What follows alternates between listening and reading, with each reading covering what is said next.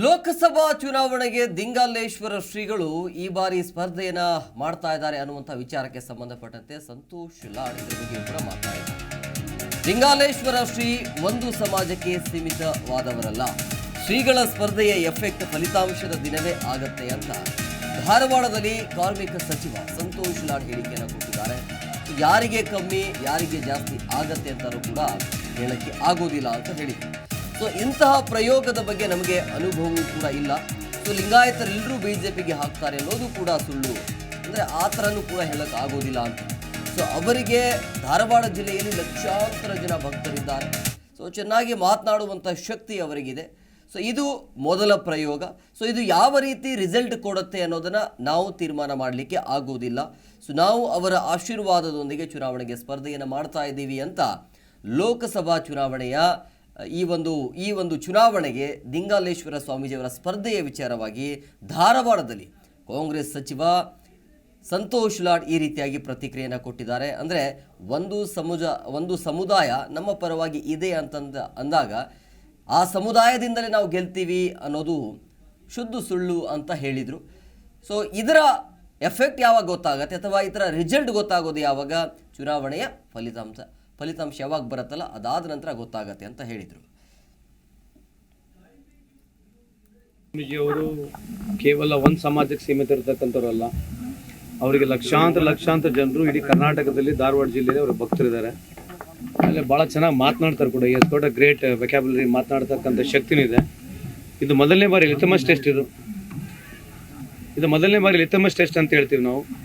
ಇದು ಯಾವ ರೀತಿಯ ರಿಸಲ್ಟ್ ಬರುತ್ತೆ, ಯಾರಿಗೆ ಕಮ್ಮಿ ಆಗುತ್ತೆ ಯಾರಿಗೆ ಜಾಸ್ತಿ ಅಂತಕ್ಕಂಥದ್ದು ಈ ಸಂದರ್ಭದಲ್ಲಿ ನನಗೆ ಹೇಳ್ತಕ್ಕಂಥದ್ದು ಕಷ್ಟ ಆಗುತ್ತೆ ಅಂತ ಈ ಸಂದರ್ಭಕ್ಕೆ ಕೇಳಲಿಕ್ಕೆ ಬಯಸ್ತೀನಿ. ಆದರೂ ಈ ಒಂದು ಚುನಾವಣೆ ನಮ್ಮ ಕಾಂಗ್ರೆಸ್ ಪಕ್ಷದ ಅಭ್ಯರ್ಥಿ ಆಗಿರ್ತ ವಿನೋದ್ ಅಸೋಟಿ ಹಾಗೂ ನಾವು ನಮ್ಮ ಪಕ್ಷದ ಎಲ್ಲ ಮುಖಂಡರುಗಳು ಅವರ ಆಶೀರ್ವಾದದೊಂದಿಗೆ ಈ ಒಂದು ಚುನಾವಣೆ ನಾವು ಸ್ಪರ್ಧೆ ಮಾಡ್ತಾ ಇದ್ದೀವಿ. ಅವರು ಈ ಚುನಾವಣೆ ಸ್ಪರ್ಧೆ ಮಾಡ್ತಿದ್ರು ಕೂಡ ಅವ್ರ ಆಶೀರ್ವಾದವನ್ನು ನಾವು ಕೋರ್ತಾ ಇದ್ದೀವಿ ಅಂತ ಈ ಸಂದರ್ಭಕ್ಕೆ ಕೇಳಲಿಕ್ಕೆ ಗುರುತಿಲ್ಲ ಅಂತ ಹೇಳಿ ನಾನು ಈಗ ಅವರಿಗೆ ಎಲ್ಲ ಸಮುದಾಯದ ಎಲ್ಲ ಸಮಾಜದ ಜನರು ಅವ್ರ ಹತ್ರ ಇದ್ದಾರೆ. ಸೊ ಈ ವೋಟಿಂಗ್ ಬಂದಾಗ ಇದು ಮೊದಲನೇ ಸೇರಿ, ಅದಕ್ಕೆ ಲಿಟಮಸ್ ಟೆಸ್ಟ್ ಅಂತ ಹೇಳ್ತಾರೆ. ಅದು ಮೊದಲನೇ ಬಾರಿಗೆ ಇದು ಒಂದು ಎಕ್ಸ್ಪೆರಿಮೆಂಟ್ ಆಗ್ತಾ ಇದೆ. ಯಾವುದೋ ಒಬ್ಬ ಪ್ರಭಾವಿ ಸ್ವಾಮೀಜಿ ಕಣಕ್ಕೆ ಅದು ಇಂಡಿಪೆಂಡೆಂಟ್ ಆಗಿ ನಿಂದಿರ್ತಕ್ಕಂಥದ್ದು ಮೊದಲನೇ ಬಾರಿ ಇದೆ. ಇದು ನನಗೆ ರಿಯಲಿ ಅದರ ಬಗ್ಗೆ ಸ್ಟ್ಯಾಟಿಸ್ಟಿಕ್ಸ್ ಆಗಲಿ ಅನಲೈಸ್ ಈಗ ಮಾಡಿ ಹೇಳಲಿಕ್ಕೆ ನನಗೆ ತುಂಬ ಕಷ್ಟ ಇದೆ. ಅಲ್ಲ ಅದು ಹೇಳ್ತಾರೆ ಅವರು ಸೆಕ್ಯುಲರ್ ಮಟ್ಟಕ್ಕೆ ಇರ್ತಕ್ಕಂಥವ್ರು, ಎಲ್ಲ ಸಮಾಜ ಅವರಿಗೆ ನೇರ ಸಂಪರ್ಕದಲ್ಲಿದೆ. By only Lingayat is universal Swamiji. ಅವ್ರಿಗಿರ್ತಕ್ಕಂಥ ನಾಲೆಜ್ ಬೇಸ್ ಏನಿದೆ, ಇಮಿಟ್ರಲ್ ಆಫ್ ಲಿಂಗಾಯತ್ಸು ಎಲ್ಲ ಹಿಂದೂ ಸಮಾಜದವರು, ಮುಸ್ಲಿಮ್ಸು, ಸಿಖ್, ಇಸಾ ಎಲ್ಲರೂ ಅವ್ರನ್ನ ಫಾಲೋ ಮಾಡ್ತಾರೆ. ಹಂಗಾಗಿ if you are asking my calculations ಯಾರಿಗೆ ಲಾಭ ಆಗುತ್ತೆ ಯಾರಿಗೆಲ್ಲ ನನಗೆ ಗೊತ್ತಿಲ್ಲ. ಆದರೆ ಒಂದು ಮಾತ್ರ ಬಿಜೆಪಿಗೆ ಹಿನ್ನಡೆ ಯಾಕಾಗುತ್ತೆ ಅಂತಂದ್ರೆ ಇಟ್ಸ್ ಬೇಸಿಕಲಿ ಇವತ್ತು ಇಡೀ ಭಾರತ ದೇಶದಲ್ಲಿ ಜನ ಬೇಸತ್ತು ಹೋಗ್ಬಿಟ್ಟಿದ್ದಾರೆ. ಯಾವ ನರೇಂದ್ರ ಮೋದಿಯವರು ಇವತ್ತು ಈ ಪ್ರಹ್ಲಾದ್ ಜೋಶಿ ಸಾಹೇಬರು ಇಲ್ಲೇನು ಮಾತನಾಡ್ತಿದ್ದಾರೆ, ಯಾವ ನರೇಂದ್ರ ಮೋದಿಯವರು ಮೊದಲು ಅದ್ವಾನಿ ಬಗ್ಗೆ ಮಾತನಾಡ್ತಿದ್ರು, ವಾಜಪೇಯಿ ಬಗ್ಗೆ ಮಾತನಾಡ್ತಿದ್ರು, ಯಾವ ಪ್ರಹ್ಲಾದ್ ಜೋಶಿ ಸಾಹೇಬರು ಮೊದಲು ವಾಜಪೇಯಿ ಬಗ್ಗೆ ಅಡ್ವಾನಿ ಬಗ್ಗೆ ಮಾತನಾಡ್ತಿದ್ರು, ಇವತ್ತು ಅವ್ರನ್ನೆಲ್ಲ ಬಿಟ್ಬಿಟ್ಟಿದ್ದಾರೆ. ಬಿಜೆಪಿಯವರು ಅಂದ್ರೆ ಯಾರು ನಡೀತತ್ತೆ ಅವ್ರ ಪಿಕ್ಚರ್ ಹಿಡ್ಕೊಂಡು ಓಡ್ತಾರೆ. ಹಂಗಾಗಿ ಜನರಿಗೆ ಬಾರಿ ತಕ್ಕ ಪಾಠ ಕಲಿಸ್ತಾರೆ ಅಂತ ನನ್ನ ಅಭಿಪ್ರಾಯ ಅಂತ ಈ ಸಂದರ್ಭಕ್ಕೆ ಕೇಳಲಿಕ್ಕೆ ಬಯಸ್ತೇನೆ. ಅದಕ್ಕೆ ಲಿಟಮಸ್ ಟೆಸ್ಟ್ ಅಂತ ಹೇಳಿದ್ನಲ್ಲ, ದಿಸ್ ಫಸ್ಟ್ ಟೈಮ್ ಇದು ಕ್ಯಾಟ್ಲೆಸ್ ಟೆಸ್ಟ್ ಅಂತ ಹೇಳ್ಬೋದು. ನೋಡ್ಬೇಕೀಗ ಇದು ಈ ರೀತಿ ಎಕ್ಸ್ಪೆರಿಮೆಂಟು ಜನ ಯಾವ ರೀತಿ ಸ್ವೀಕಾರ ಮಾಡ್ತಾರೆ, ಯಾರು ಹೆಂಗೆ ಊಟ ಆಗ್ತಾರೆ ಅಂತಕ್ಕಂಥದ್ದು ನನಗೆ ಕ್ಲೀವ್ಲೆಸ್, ನನಗೆ ಗೊತ್ತಿಲ್ಲ. ವೇಟ್ ಮಾಡಿ ನೋಡ್ಬೇಕು.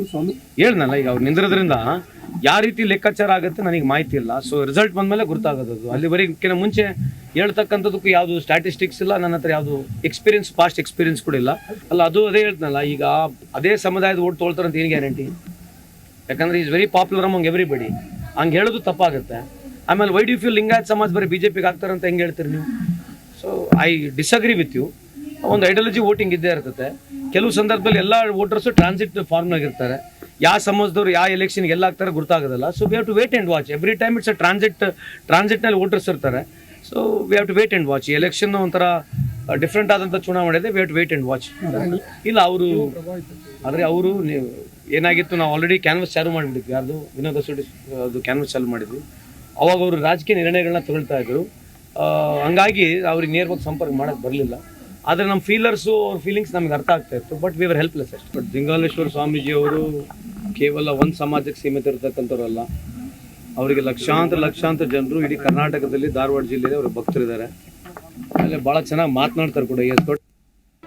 ಜಿ ಕನ್ನಡ ನ್ಯೂಸ್ ಈಗ ನಿಮ್ಮ ಮನೆಯಲ್ಲೇ ನೋಡಿ. ಎಲ್ಲ ಕೇಬಲ್ಗಳಲ್ಲಿ ಈಗ ಲಭ್ಯ.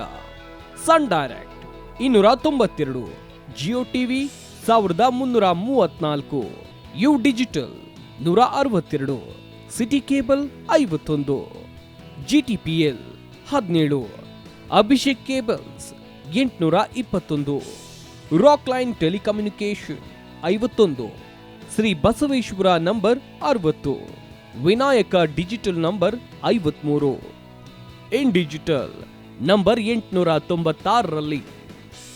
ನಿಮ್ಮಿಸ್ತದ ಜಿ ಕನ್ನಡ ನ್ಯೂಸ್ ನೋಡಿ ಆನಂದಿಸಿ.